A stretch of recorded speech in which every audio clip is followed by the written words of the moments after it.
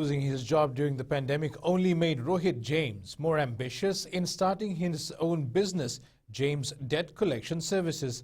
Despite a tough start to operations, the 25-year-old remained gritty in achieving his goal. Felipe Nakaso with tonight's successful Fijian. You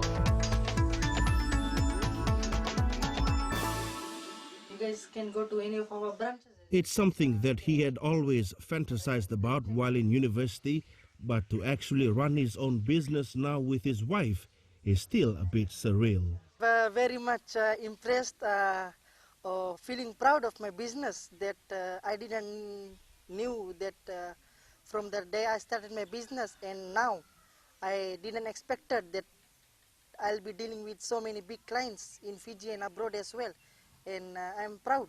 All of this began after James was let go due to the pandemic, and instead of just sitting around and complaining about being without a job, he and his wife decided to do something about it. They even did a few odd jobs just to get the ball rolling. However, according to James, there's no such thing as a job too small when you're trying to achieve your goal. During this pandemic, it's very hard to find the job. So what we decided, we started to sell roti parcels. So early morning, 5 o'clock, my wife used to wake up in the morning and starts to make roti and parcels. And with his business now running very successfully, James, however, has always reminded himself of the humbling experience while in uni. I was currently doing my uni classes. I was working for Jess Santaram supermarket as a picker boy, just to support my their studies. And I was earning, doing the packing in supermarkets, and I was earning the money from there. Then I was supporting my studies to pay my fees and all.